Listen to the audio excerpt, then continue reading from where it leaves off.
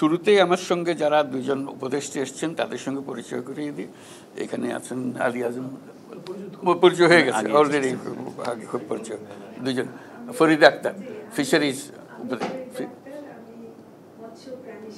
মৎস্য প্রাণী সম্পদ।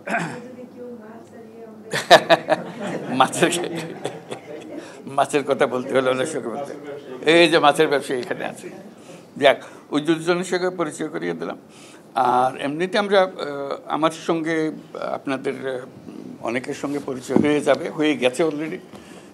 কারণ এই দেশের, বাংলাদেশের পরে যে দেশের সঙ্গে একেবারে ওতপ্রোতভাবে জড়িত সেটা হলো ইতালি। বহু বছর ধরে এদের সঙ্গে আমি কাজ করি। ইতালির উত্তর, দক্ষিণ, পূর্ব, পশ্চিম কোথাও কোনো জায়গা নাই যেখানে আমাকে নিয়ে যায়নি, যেখানে আমার কোনো কর্মসূচি নাই। এটা একটা হলো সব রাজনৈতিক দলের সঙ্গে আমার একটা সম্পর্ক হয়ে গেছিলো, যার কারণে একটা বহু ধরনের প্রস্তুতি এর মধ্যে হয়েছে রাজনৈতিকভাবে।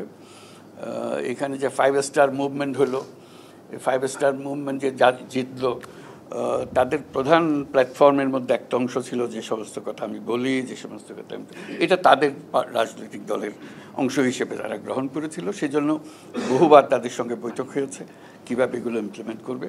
অর্থাৎ এই দেশের রাজনীতি এবং বিশ্ববিদ্যালয়, ছাত্র সমাজ সবার সঙ্গে আমার যোগাযোগ। এই যে একটা বোলোনিয়া ইউনিভার্সিটির কথা দীর্ঘদিন ধরে ওদের সঙ্গে আছে, এবং বিভিন্ন বিশ্ববিদ্যালয়ের বিভিন্ন সেন্টার আছে, আমাকে যেতে হয়েছে, তাদের ছাত্রদের সঙ্গে যোগাযোগ হয়েছে, কর্মসূচি আছে। কাজে সেই সূত্রে এটার সঙ্গে আমার খুব গভীর একটা সম্পর্ক দাঁড়িয়ে গেছে। এইটাতে যখন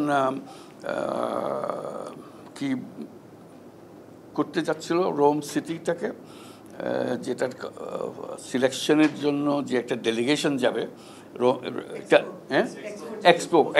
এক্সপোর জন্য সিলেকশন প্রসিজিওরে, তো সেখানে ইতালি সরকার যে কমিটি গঠন করলো এটা প্রমোট করার জন্য, বিভিন্ন শহর এটাতে প্রতিদ্বন্দ্বী হয়, রোমকে যাতে তারা সিলেক্ট করে সেই জন্য যে তাদের যে কমিটি বানালো এটার জন্য এক্সপো ইন্টারন্যাশনালের সঙ্গে নেগোশিয়েট করার জন্য, সেখানেও আমার রাখলো যাতে আমি শুধু গেলে এটা তাদের রোমের কেসটা ভালো হয়।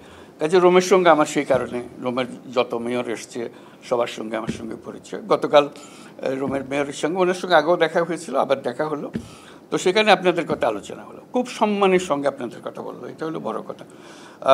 তার সাথে সব কথার আগে যেটা বলতে হয়, আপনাদের কাছে আমরা খুবই কৃতজ্ঞ, বাংলাদেশ অ্যাজ এ হোল, সবাই, বাংলাদেশের সবাই কৃতজ্ঞ।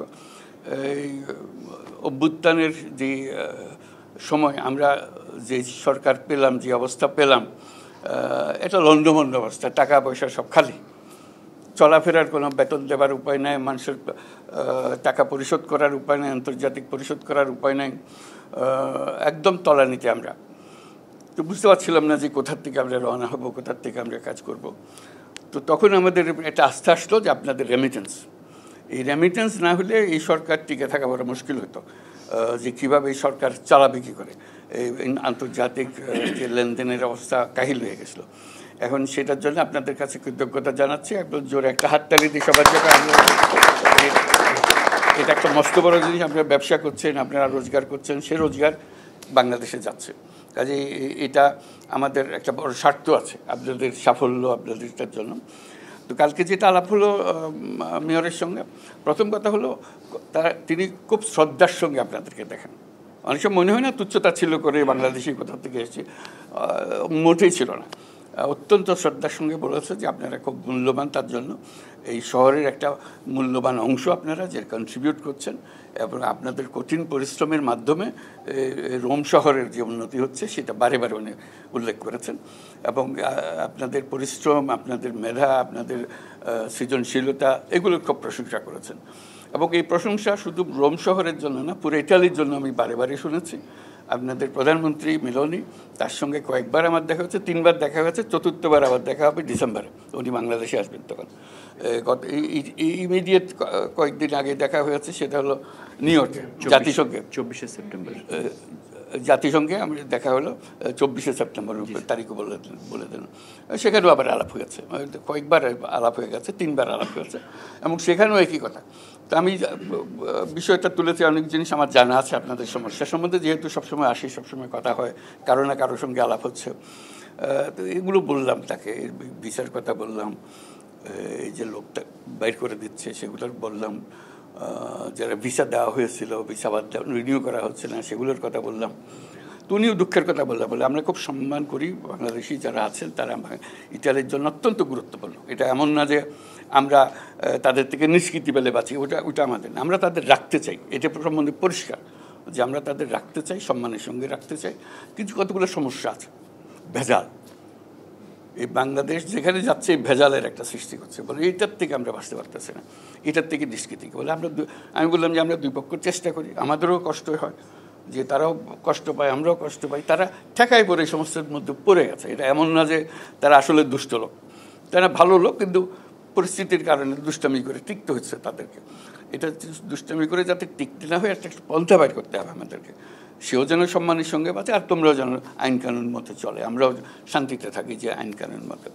তো সেখানে ইতিমধ্যে আলোচনা হয়েছিল আগে, সেই আলোচনার রেশ ধরে আমি বললাম যে এখন বলছি যে একজন যদি নিয়ে যাও, আমরা একজন নতুন আনবো, একজন ভেজাল লোক নিয়ে অদল বদল করে জিনিসটা পরিষ্কার হয়ে যাক, অর্থাৎ জিনিসটা পরিষ্কার, তাদেরও ইচ্ছা পরিষ্কার, আমরাও চাই যে পরিষ্কার। তো ওখানে একজনের পরিবর্তে একজন হবে না, একজনের পরিবর্তে দুজন হবে, এগুলো নিয়ে আমরা একটা আলাপ করছি যে কী করা যায়। এটা নিষ্কৃতি, এটার থেকে নিষ্কৃতি পেতে হবে, এটা উপায় নেই, আন্তর্জাতিক আইন অনুসারে, এবং বিশেষ করে ইউরোপিয়ান ইউনিয়নের সদস্য হিসেবে তাদেরকে এটা করতে হয়। যে আমাদের লোক তো আসতেছে, নানা জায়গাতে আসছে, এই যে নানাভাবে আসে, তাদের সঙ্গে আমার আলাপ হয়েছে, এই জাহাজ থেকে সদ্য নামার লোকের সঙ্গে বৈঠক হয়েছে, মেয়রকে শুদ্ধ নিয়ে আলাপ হয়েছে, কী করবে এখন, এটা এসে গেছে। তো মেয়র বললো যে ঠিক আছে, এসে যখন গেছে আমাদের দায়িত্ব হলো তাদের গ্রহণ করা, তাদের এখানে সেটেল করা। তো তাদের অ্যাটিচিউড দেখলাম যে এরকম না, এক্ষুনি জাহাজে ওঠো ফেরত যাও, ওরকম বলে না, ওরকম বলে না তাদের। এটি হলো ভালো লাগে যে এরা সম্মান করে, মানবিকতা আছে। তো আমি বললাম যে দেখো, এটা এখন তো এখানে আসলো, বলতে এরা এখানে থাকবে না তো। আমি বলছি কেন, বলে তাদের ডেস্টিনেশন হলো অন্যদিকে, আরও উত্তরে যাবে, উত্তরে যেতে যেতে কদ্দূর যাবে সেটা তারা জানে, কিন্তু এখানে বেশি দিন থাকে না। তবে দেখলাম যে ওখানে থেকে থেকে যেটা হয়েছে, এটাও পরিচয় করে দিল, সে ওখানে আমার জন্য আমন্ত্রণ করে রেখেছিল, কয়েকজন বাংলাদেশি ছিল সেখানে, ওদের সঙ্গে পরিচয় বলে এটা আমাদের সিটি কাউন্সিলের সদস্যরা, এখানে যারা থেকে গেছে তারা এখন সিটি কাউন্সিলে আছে, বলে তারা এখন আমার মালিক, আমার হুকুম দেয় তারা। তার মধ্যে যিনি প্রধান নেতা তাদের মেয়রে দেখলাম যে বেশ সমীহ করে, তারা একটা বাচ্চা মেয়ে, একটা 27-28 বছরের মেয়ে, সে হলো এদের নেতা। যে বলে ওর কথায় আমাদের চলতে হয়, ও যখন বক্তৃতা করে আমাদের ত্রাহি ত্রাহি অবস্থা হয়। দেখলাম যে এটাও একটা সম্পর্ক দাঁড়িয়ে গেছে, যে এটা এমন না যে একেবারে নাম পরিচয়বিহীন লোক এখানে এসে গেছে, তারা শ্রদ্ধাও করে, কিন্তু সমস্যা আছে। এই সমস্যার সমাধানের জন্য বারে বারে আলাপ করছে, তারা চাচ্ছে যে কীভাবে সমাধান হবে। এই যে ছাত্রদের যাদের এক্সপায়ার করে ঢুকেছিল, তারপর আর দেয় না, এইটাও একটা বড় সমস্যা হয়ে গেছে। একটা তো হলে ভেজাল লোক ঢুকে গেছে, কাগজপত্র কিচ্ছু নাই, ভেজালের মধ্যে আছে, ওদেরকে কীভাবে সঠিক পথে নিয়ে আসা যায়। অর্থাৎ চেষ্টা হচ্ছে সমাধান করা, তাড়িয়ে দেওয়াটা সমাধান না। এইটা পরিষ্কার হয়ে গেছে, দুপক্ষেই ওটা পরিষ্কার, তাড়িয়ে দেওয়াটা সমাধান না। তবে কীভাবে এটাকে পরিষ্কার করা যায় যাতে তোমরাও পরিষ্কার থাকো, আমরাও পরিষ্কার। এই হিউম্যান ট্রাফিকিং যে জিনিসটা বলে, আপনারা সবাই পরিচিত আছেন, বলে মস্ত বড় জিনিস, বহু লোক প্রাণ দেয় ইত্যাদি, এগুলো যাতে দিতে না হয় সেটার চেষ্টা করা। যেহেতু তাদের রাজনৈতিক নেতৃবৃন্দের সঙ্গে সম্পর্ক আছে, এটা বহুবার বুঝিয়েছি যে এই জিনিসটা যাতে হয়, সুন্দরভাবে হয়, এবং আপনারা যাতে বিভিন্ন পেশায় প্রতিষ্ঠিত হন, এটাও তারা ভালো লাগছে। তারা আসে একরকম, তারপর আস্তে আস্তে উপরের দিকে চলে যায়, কেউ তাদের নিজের চেষ্টায় করে ফেলে। তো সেটা আমাদের কাছে ভালো লাগে, যদি কোনো রকম বেআইনি কাজ না করলে আমরা খুশি। আর এখানে যেহেতু আসি বহুজন সম্মান করার জন্য, রোম শহরের সবচেয়ে বড় বড় রেস্টুরেন্ট যেগুলো আছে সেখানে খেতে নিয়ে যায়, ডিনার খাওয়াবে। তো আমিও যাই, তারা ডিনার খাওয়াইতে চাই, খাই। কতক্ষণ পরে দেখি আমার চারদিকে ফিসফাস শুরু হয়ে গেছে, কী ব্যাপারে। একজন বাংলাদেশি পাওয়া গেলো, সে এসে সালাম দেয়, কেন ফার্স্ট আর একটু কথা বলবো, কী বল, সবাই ভেতরে কিচেনে অপেক্ষা করতেছে, আপনার সঙ্গে একটু দেখা করবে। তো মালিক আসলো, মালিকে বললো যে হ্যাঁ আমাদের এখানে বাংলাদেশি আছে, বলে আমরা খুব কৃতজ্ঞ বাংলাদেশের প্রতি, বলে আসলে রেস্টুরেন্ট তারাই চালায়, আমি শুধু টাকাটা দিই, বলে এদের কারণেই আমার উপার্জন, তাদের হাতেই এটা। ভেতরে গিয়ে দেখলাম সব কাজকর্ম করতেছে সব বাংলাদেশি, টপ রেস্টুরেন্ট, কিন্তু এটা রাস্তার পাশের রেস্টুরেন্ট না। রোম শহরের কোনো রেস্টুরেন্ট নাই যেখানে বাংলাদেশি শেফ নাই। বাংলাদেশি শেফ চলে গেলে রোম শহর অচল হয়ে যাবে। আমি তাদেরকে বললাম, আমার দেখো আমার ভাগ্য হয়েছিল ইয়েতে মস্কোতে রেস্টুরেন্টে আমাকে নিয়ে গেলো একজনে, খুব বড় রেস্টুরেন্টে নিয়ে যাবে। আমি ঠিক আছে খাওয়া দাওয়া করবো, রেস্টুরেন্টে যাবো। কতক্ষণ পরে দেখি ঠিক বাংলাদেশি একজন হাজির, বলে স্যার আপনি খাওয়া হয়ে গেল, আপনার সঙ্গে একটা ছবি তুলবো। আচ্ছা ঠিক আছে ছবি তুলবা। তো বলে তারপর যখন ছবি তোলার জন্য হলো, বলে একটু কিচেনে আসতে হবে। কিচেনে গিয়ে দেখি অনেক আরও মস্কোতে, এবং এটা হলো টপ রেস্টুরেন্ট মস্কোর, তার মধ্যে পুরো জিনিস চালাচ্ছে কিন্তু ইটালিয়ান খাবার খাওয়াচ্ছে। মস্কোতে ইটালিয়ান খাবারের জন্য বেস্ট রেস্টুরেন্ট হলো বাংলাদেশি শেফের তৈরি খাবার। এটা তারা সবাই বোঝে এখন।